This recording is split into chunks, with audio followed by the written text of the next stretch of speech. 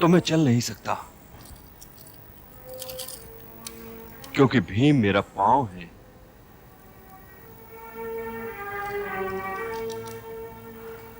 मैं अपने दायित्व का बोझ नहीं उठा सकता, क्योंकि अर्जुन मेरा हाथ है।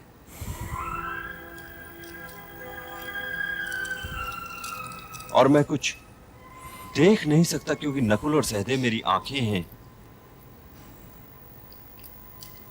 मुझे हस्तिनापुर का राज सिंहासन नहीं चाहिए।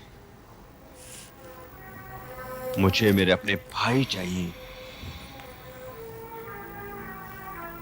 यदि तुम लोग मेरे साथ रहे, तो हम उस खांडवप्रस्थ की ऊबड़ खाबड़ पथरीली और कटीली भूमि को स्वर्ग बना देंगे, कि स्वयं इंद्र भी स्वर्ग को छोड़कर हमारी नगरी में आ बसे। और माताश्री तो यूं भी हस्तिनापुर में रहना ही नहीं चाहती। फिर भी यदि तुम लोग मेरे इस निर्णय से सहमत नहीं हो, तो मैं अभी जाकर ज्येष्ठ पिताश्री से यह कह देता हूं कि मेरे भाइयों को शांति नहीं, हस्तिनापुर चाहिए।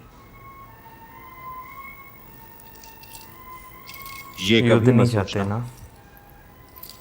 कि मैं डर कर इस विभाजन को मान रहा हूं, परंतु मैं जब तक टाला जा सके इस युद्ध को टालना चाहता हूं। ये सबको पता है। कि युद्ध होना है। यदि युद्ध हुआ, तो गंगा जी के साथ साथ लहू की एक नदी और बहने लगेगी, और लहू की इस नदी का पाठ गंगा जी के पाठ से कहीं अधिक बड़ा होगा। यहां तो हमारा समय मामा श्री गंधा नरेश शकुनी के षड्यंत्रों की सुनगुन में कट ही जाएगा। यहां युद्ध है, वहां शांति। यहां विनाश है, वहां प्रगति। यहां के राजभवन की आधारशिला को एक लोना लग चुका है। दीमक। वहां हम एक नए नगर, एक नए राजभवन का निर्माण करेंगे। शांति की खोज में यदि चक्रधारी कृष्ण मथुरा छोड़कर द्वारिका जा सकते हैं, तो हम लोग हस्तिनापुर छोड़कर खांडवप्रस्थ क्यों नहीं जा सकते? सच पूछो तो मुझे यह चिंता है कि वहां भी गंधा नरेश शकुनी हमें सुख चैन से रहने देंगे या नहीं।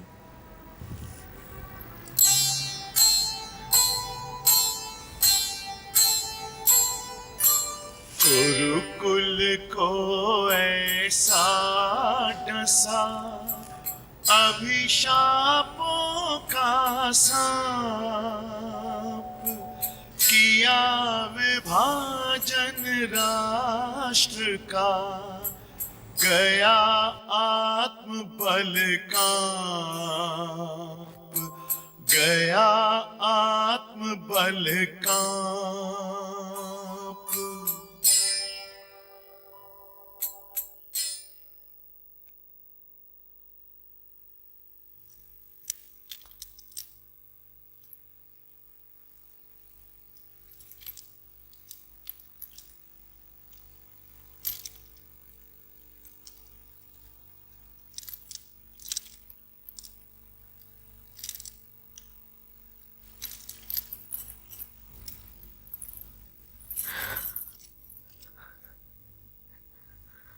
आप कब तक जागते रहेंगे आर्यपुत्र? अब तो आपने राज्य के विभाजन का निर्णय भी ले लिया। अब तो सो जाइए। नींद मेरी दासी नहीं है गांधारी कि मैं आदेश दूं और वो तुरंत दौड़ी दौड़ी आए और आकर पूछे क्या आज्ञा है महाराज। वो तो एक ऐसा पक्षी है कि जब उसका जी चाहता है तभी आता है और आकर पलकों के झुंड में बसेरा कर लेता है। नींद तो एक वैरागिनी है प्रिय, जिसे राजाओं और नरेशों की आंखों के राजभवन यूं भी नहीं भाते, और मेरी आंखों की काली गुफाओं में तो आना उसने जैसे छोड़ ही दिया है। वही तो पूछ रही हूं कि अब क्या कारण है। आपने एक काव्य सुना दिया, परंतु मेरे एक साधारण से प्रश्न का उत्तर नहीं दिया। यदि मेरे पास इस साधारण से प्रश्न का उत्तर होता तो मैं अवश्य देता, परंतु मेरे पास तो जैसे किसी प्रश्न का उत्तर है ही नहीं, जैसे मैं स्वयं एक प्रश्न हूं और उत्तर की खोज में भटक रहा हूं। मैं ही रणभूमि हूं और मैं ही अपना प्रतिद्वंदी भी। अपने स्वयं से मेरा युद्ध चल रहा है और मैं नहीं जानता कि इस युद्ध में कौन जीतेगा। इन वाक्यों का अर्थ यही है कि आप मुझसे कुछ छिपा रहे हैं आर्यपुत्र। हाँ, और बहुत सी बातें ऐसी हैं जिन्हें मैं अपने आप से भी छिपाना चाहता हूं। तुम्हें हस्तिनापुर में अंधेरे के अतिरिक्त और मिला क्या है? तो मैं तुम्हें अपने अंधेरों की भागीदारिणी क्यों बनाऊं? ये तो आप मेरे साथ बड़ा अन्याय कर रहे हैं। कदाचित। क्या तुम हस्तिनापुर राज्य के विभाजन से प्रसन्न हो? नहीं। देखा ना, तुम्हें इस प्रश्न का उत्तर देने के लिए पल भर भी नहीं सोचना पड़ा। और मैं अपने पूर्वजों के इस राज्य का विभाजन करने के पश्चात भी ये नहीं जानता कि ऐसा करके मैं प्रसन्न हूं कि प्रसन्न नहीं हूं। दुर्योधन के अभिमान ने उसका अभिमान मेरी उच्चाकांक्षा के वृक्ष का फल है गांधारी। मैं तो बेटे को बोला नहीं समझना। वो उत्तराधिकारी है मेरी उच्चाकांक्षा का। ये मैं हूं राज्य नहीं जो बांटना उसके द्वारा वो चाहते सब कुछ पा लेना चाहता हूं, असल में। सब कुछ जिन अपने पर बता मेरा देगा। सहज अधिकार था, परंतु जिन्हें मैं पा नहीं सका। ये सारा राज्य दुर्योधन का है, देखा, बांटना नहीं चाह रहे। परंतु ये सारा राज्य युधिष्ठिर का भी है। तो मैंने दुर्योधन और युधिष्ठिर दोनों के साथ अन्याय किया, दोनों के साथ अन्याय किया, दोनों के साथ अन्याय किया।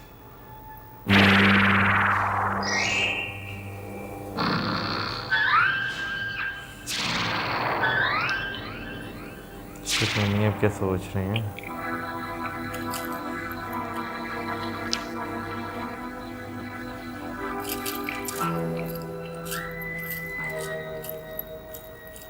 मामा श्री, माथे पर अब ये चिंता की लकीरें क्यों? और क्या, अब तो हमारी छाती से पांडवों का पंचशूल भी निकल गया। हाँ, किंतु इस पंचशूल में लिपटकर हस्तिनापुर का आधा राज भी तो हमारे हाथ से निकल गया ना। ये अच्छा तो मुझे भी नहीं लगा मामा श्री, परंतु मैं करता क्या? पिताश्री की निष्ठा बीच से कटी हुई है। वो मेरे तो है ही, परंतु दुख की बात तो यह है कि वो पांडवों के भी हैं। छोटी मां के सामने आ जाते ही वो कुछ कह नहीं पाते।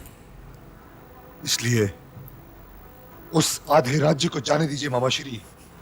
सारी पृथ्वी जो पड़ी है, और मैं इस राज्य की सीमाएं स्वयं बढ़ा सकता हूं।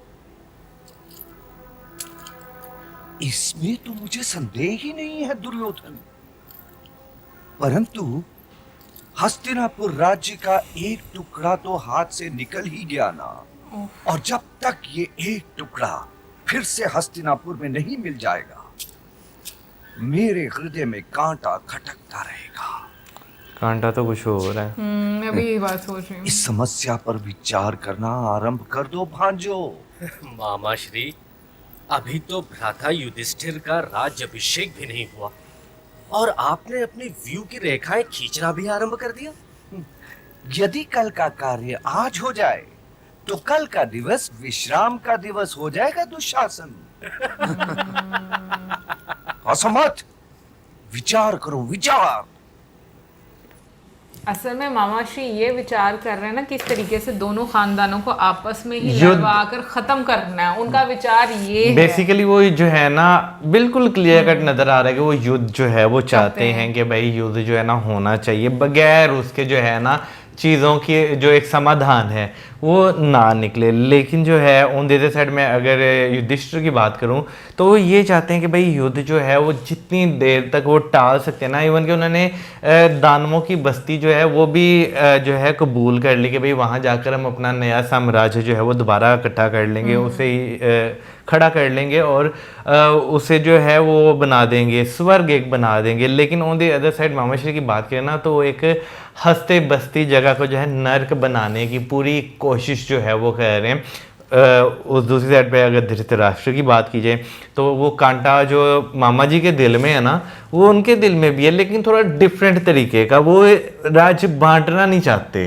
हाँ लेकिन पता नहीं क्यों मुझे ऑप्शन नहीं है ना उनके पास। धृतराष्ट्र जो है ना वो ऐसे इंसान लगते हैं जो सेटिस्फाइड नहीं होते और उनको हर चीज अपने मुताबिक चाहिए और विक्टिम कार्ड भी उन्होंने खेलना है। तो मुझे सच बताऊं तो मुझे उस तरह के वो लगते हैं। और दूसरा जो कृष्णा जी ने बात बोली, उफ, कर्म भूमि कसम से मतलब दिल को छू गई वो बात कि लाइक आप ये सोचो कि जहाँ पर आप कह लो ना कि आपके बस में क्या है, आपके बस में सिर्फ इतना है कि आप अपने कर्म कर लो, सब कुछ चीज़ें सही हो जाएंगी। और बाकी में जब ये चीज़ें मतलब डिस्कशन हो रही थी जो युधिष्ठिर से वो अपने भाइयों के साथ बात कर रहे थे तो मेरे जहन में भी ये आ रहा था कि कृष्णा जी ने भी तो अपनी जो जगह है उसको छोड़ा ना, उसको त्यागा शांति के लिए, क्योंकि जरासन जो है वो बहुत ज़्यादा हमला किया करता था।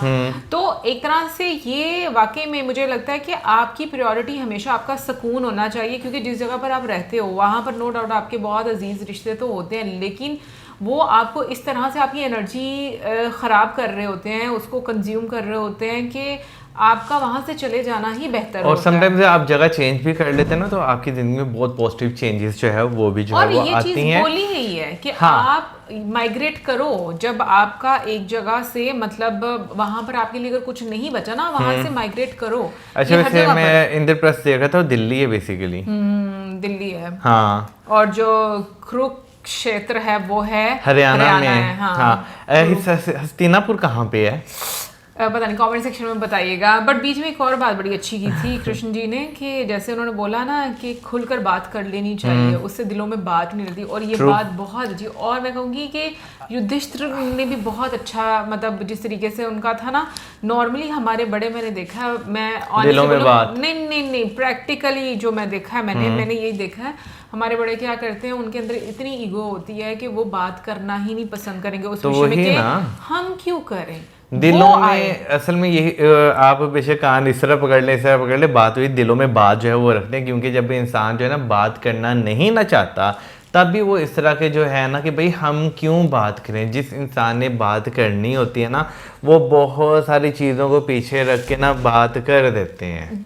तो वो जो इनकी ईगो होती है ना, उसकी वजह से मैंने देखा है सारे के सारे घर रिश्ते इतनी जल्दी खराब और तबाह होते हैं कि वो सब रिश्ते जो बड़े प्यार से रह रहे होते हैं वो ही एक दूसरे से बात करना पसंद नहीं करते, बात करना तक पसंद नहीं करते। लेकिन ये मैं कहूँगी कि अगर बड़े इसी चीज़ को समझ कर के बजाय वो ये सोचे कि मैं अगर पहल कर लूँगा तो छोटा मुझे हल्के में ना ले ले, मुझे नहीं लगता कि वो हल्के में लेता है। मुझे लगता है छोटा जो है वो उस चीज़ को समझता है, फॉलो करता है, क्योंकि आप बच्चों के लिए जो एग्जाम्पल सेट करते हो ना, बच्चे जो देखते हैं बच्चे वही वो सीखते हैं, बजाय इसके कि जो आप बोलते हो। बोलने से तो बड़े मैंने देखा बहुत सारी बातें करते हैं, हम बड़े अच्छे हैं, हम ये करते हैं, बट प्रैक्टिकली वो उनकी चीज़ों में अप्लाई नहीं होती चीज़ें।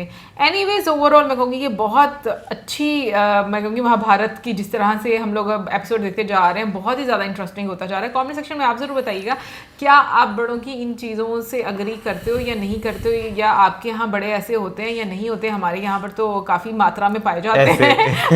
सो कमेंट सेक्शन में ज़रूर बताइएगा। मिलेंगे नेक्स्ट वीडियो में। सब्सक्राइब करना मत भूलना। Good bye.